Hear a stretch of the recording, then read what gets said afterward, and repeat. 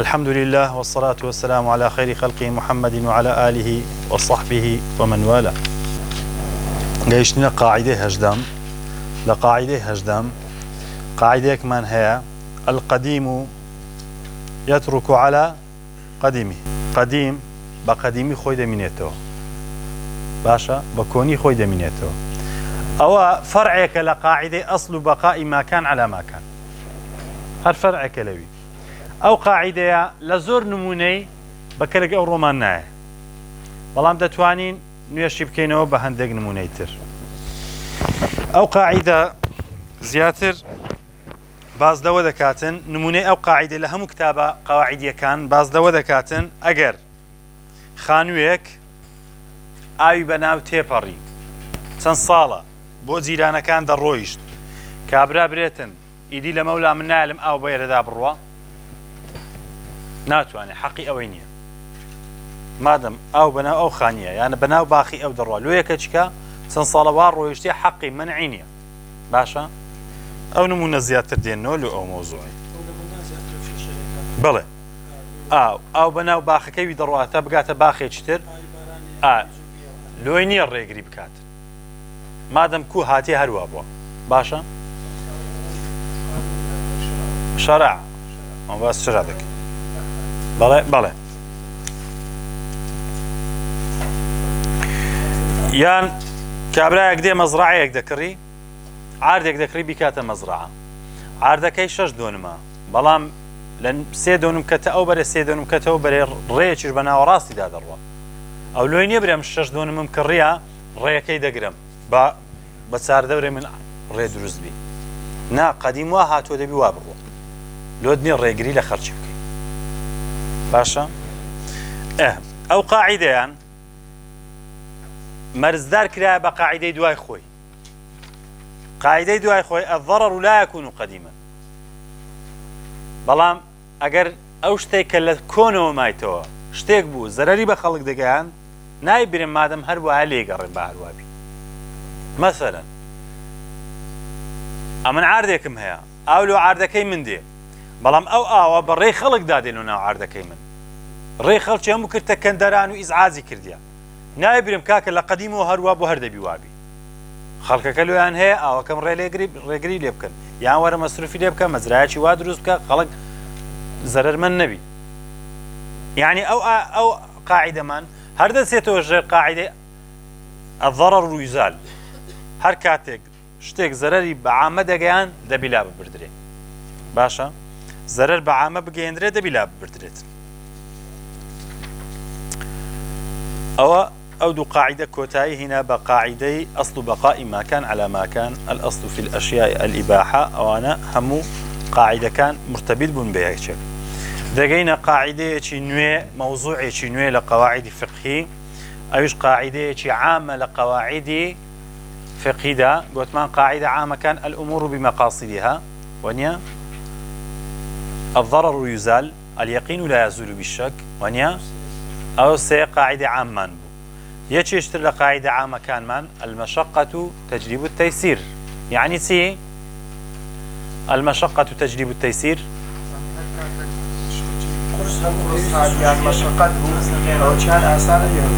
يعني هر كاتك مشقيك قرصاتيك هبو لسر مكلف إلا درتيك هي بو أوي لسري آسان بكاتا آسانيك بو خوي رادة چيشي كابرا بروجو دبي ونيا بلام كاتك كنخوش بو مشقة لسريانا تجريب التيسير إفتارة للمريض ونيا فليركو أنا أو قاعدة دليل أو قاعدة سيا سند آيات وحديث يكمان هيك دليل لسر أو قاعدة يكمان هلا لا براش يسلد آخر صفحة قال تعالى يريد الله بكم اليسر ولا يريد بكم العسر ونيا لو آتيتك وقفي كان زور لإمام كان رأك بزردبي يريد الله بكم اليسر ولا يريد بكم العسر يا والعصر إن الإنسان لفي خسر رأك تحقيقناك كما نايدا قوردي خسر ونيا تصفير السينة كبك رأكش تحقيق بك خسر خسر وانيا عسر بلى ليركانج يريد الله بكم اليسر ولا يريد بكم العسر. وقال تعالى وما جعل عليكم في الدين من حرج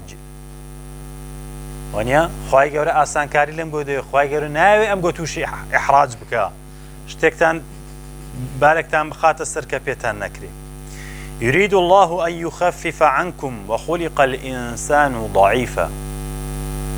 خواهي قوري ديويل آسان كاريتان لوبكا چونك إنسان بضعيف دروس كرا باشا بسيارك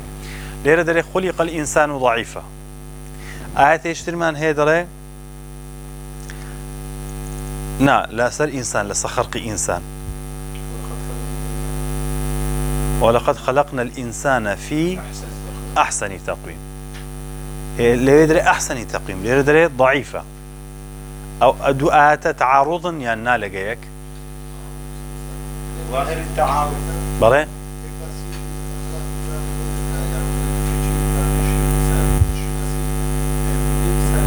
چه هاني أو باسي أو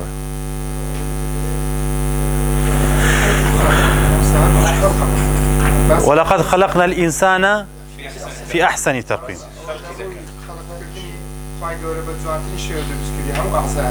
إيه بلام خلق الإنسان ضعيفا أو مفصل لروي أو يقولون كاتك الإنسان اشتكي بسدلان تحملنا كان لروي عاطفة وصوز وأواني احتماليان يعني تكاليفية بسرية تدري احتمال تحملنا كان استا ضعيفك لروي زستيه لروي معنويه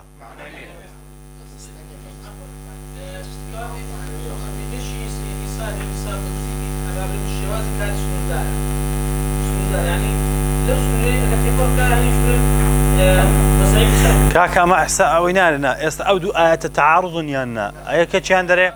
خلق الإنسان ضعيفا إنسان بضعيفي دروس كرايا إنسان بضعيفي دروس كرايا لروي جستي يعني لروي معنوي بله باشا بر أقل روي جستي ضعيف نبي فيروس تشي قسكوكي أوندوك إنسان تخدك بتساويش نادي تري ونيا اللي يجري أحسن التقويم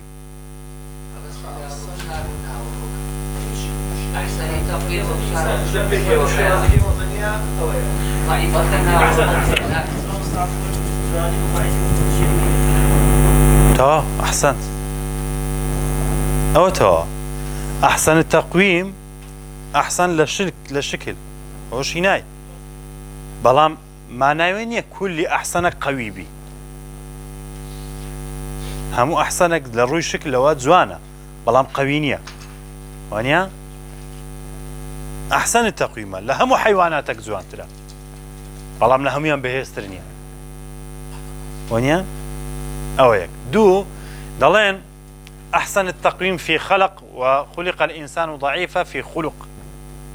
أوشيان هيك نقول بس دكن هاردوير دكي أحسن التقويم لروي شكليه سوفت وير دكي كالروح كعقل كضمير كاعتقاد بيرو باورة ضعيفة كنفس ضعيفة سك إن النفس لأمارة بالسوء إلا ما رحم الرب ونيا أويا فلير كانت تناقض نية يعني تخصيص تعميمة يعني تفسيري زيا بهردو شي تعارضك هردا جيلي لا يكلف الله نفسا إلا وسعها باش لا أحكام تكليفي قلت ما أحكام تكليفي تنزورا الحرام مكروه مباح مندوب واجب ونيا لا أحناف كانش دوشتي كمان زياترا دوشتي كمان زياترا فرض واجب جياوازا كراهية تحريمي لقى كراهية تنزيهي لقى حرام إيوان حفتة إمام ابن حزم قال التكليف دوا حرام واجب ما عدا أو كان كتكليف نية تشريفية باشا كابرا مندوب أقترق بكاتن قناح بارا كواتكا تكليف تشريفية کابرا ئەگەر مەکروهەک ئەنجام بدا گوناحبارە گوناحبار نییە دیسان تەکلیف نییە مادەم گوناحی تێدا نیە بەڵام تەرکی واجب گوناحبارە وەنیە کردنی فعلی حرامیش گوناحبارە دەڕێت تەکلیف دووە ئەحکامی تەکلیفی واجب و حرام ئەوەش ڕائیەکی جوان لێرکوانە هەر کاتێک باسی حکمی تەکلیفیمان کرد هیچ حکمێکی تەکلیفی نییە لە توانای ئینسان بەدەربی ئەگەر لە توانای ئینسان بەدەربوو المەشەقەت تەجلیب التەیسیر مەشەقەت لای دەبا لە حکمی تەکلیفی باشە بەڵام لە حکمی وەضعیدا مەرج نییە لە توانای ئینسان بی یعنی چ؟ یعنی کاتێک کە شتێک دەبێتە شەرد لۆ شتێک یان شتێک دەبێتە مانع لۆ شتێک یان شتێک دەبێتە سەبەب لۆ شتێک وانە ئەحکامی وەضعی شەرت و سەبەب و مانعە وانە مەسەلەن دەرێن لا یەریث القاتل کەسێک کە بابی خۆی کوژ میراتی نادرێتێ یان كتب عليكم القصاص قاتل دەبی بکوژرێتەوە حکمی قیصاص حکمێکی تەکلیفیە یان حکمێکی وەضعیە قیصاص تەکلیفیە یان وەضعیە وەضعیە لەبەرەوەی کەسێکی کوشتیە لێ دەکوژێتەوە سەبەبێکەیە کە قەتلەوە نیە باشە قاتیلەکە کە ئێمە دەیکوژینەوە لە توانای وی هەیە ئەو حکومە جێبەجێ بکە وانە ئێمە لەسەری جێبەجێ دەکەین یعنی مەسەلەی لا يكلف الله نفسا تكليف بوسع لأحكام تكليفية نقل أحكام وضعي باشا لأحكام وضعي علاقة بوينية كبيدة كريه عنا لتواني هي عنا مادام خود توشكر دبي باشا دبي أو حكما لسا زي بكريتن كابرا كزيناي كرديا جلدي ليددين جلدك حكمية وضعية أجر تحاملي نكردو لبن جلدك مرت خوي ونيتي خوي تاب توبة لو أقسم على أهل المدينة لأبر لو مرتبه بي لجير زردك مرد بلام خواهي قولة ديباته بهشت ونيا حسب نيتي خوي بلام أويل سر إما تطبيقي أدلوها معالمنا بتاع حافظ قرآن تنها نخبه يقدرني لو لبر أوانا خويا ما عندي كرد وأن ليس للإنسان إلا ما سعى ونيا يسرى بلام لو كسك خوالو يسهل دكا كخواي قورا أو نعمتي دداته ونيا كخواي قورا أو نعمتي دايته بلى ولن يشاد الدين أحد إلا غلبه هيت كسك دين ناشرناك وقرسيناك وتنديناك إفراط وتفريط تداناك إلا بسر خوي زال دبيت نواز دينك ديني وترشيدك باشا كابرا إفراطي تدكا يعني تفريطك يعني زور قرسي دكا زور تندي دكا يعني زور سهلي دكاتن حتى وكل باب عقيدة ده دوري نا ولاء دمينه نا براء دمينه نا حكم دمينه نا نص دمينه نا قطعيات دمينه هيش تقنامينه للايقو باشا أوش بتساوي خوتان ديبينه أنا عشت زور لحد طرف فسددوا أي ألزموا السداد وهو الصواب بقرنوا له قرآن والسنة رجليان اللي يبكن بقرآن والسنة باشا فسددوا وقاربوا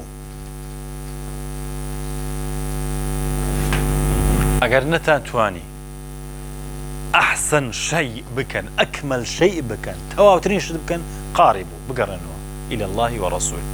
ما استطعتم فاتقوا الله ما استطعتم باشا الرجليان اللي يبكن بقرنوا له قرآن والسنة بقرنوا له الصواب برو إصابة برون الرجلي لإفراط وتفريط بكا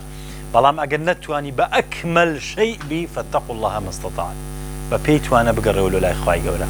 وقاربوا باشا وقاربوا وأبشروا مجدبا خجبا بالثواب على العمل الدائم وإن قل ئەگە کردەیەکی کەمیش بوو بەڵام داوامەی لەسەر بکە باشە کاکە شەونێژت پێ ناکرێت نافیلەکان بکە تەنها فەرز مەکە کاکە پێ ناکرێت نیوە شەوێ هەستی وەنیە ئێدەی وەرە نافیلەکان خۆ نیوە شەونێ ویترەکە بکە وەنیە لا يزال عبدي يتقرب إلي بالنوافل حتى أحب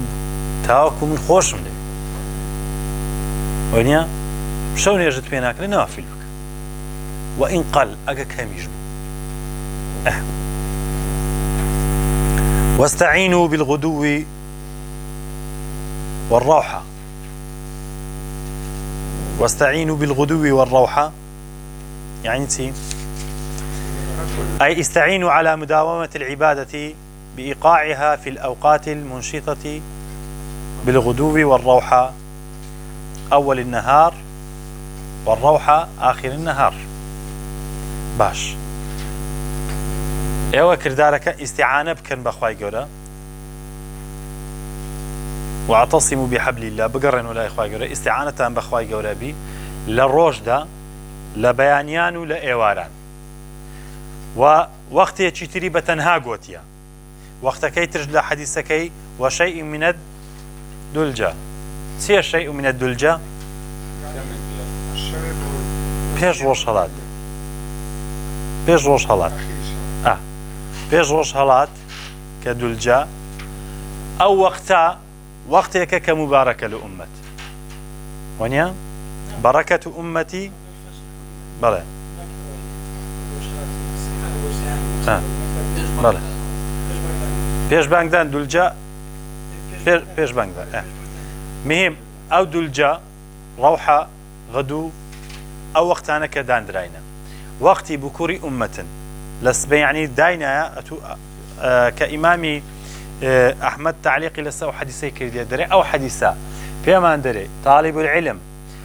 لثلث ليلة وتاوكو دقاتا زوال دبي خريج علم أوان دا وقتا بعد الزواليش باش إسراحتك بيشي روش آوابون بديسان خريج علم أو زادتواني ببيت السد برانبر بأو كسانة إفراط وتفريد دك يعني وقت كان وادي علي كدوا وأن ليس للإنسان إلا ما سعى أقدت جهد ببيني عربي جدري من طلب العلا سهر الليالي هر كسك ديويتن بقعت برزاتي دي بشون خوني لوك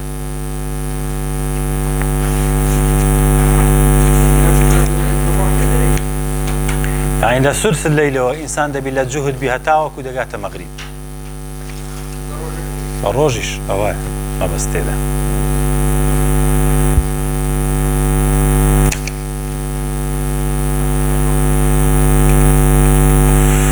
وتفسيري تريش لدريته تفسير كان تر أو يدل كاتكاني وقت طلب علم ببيت السيبش بشك للشو بشك لسبينان بشك ليوار أو كاتمان وصلى الله وسلم على محمد وعلى آله وصحبه وسلم.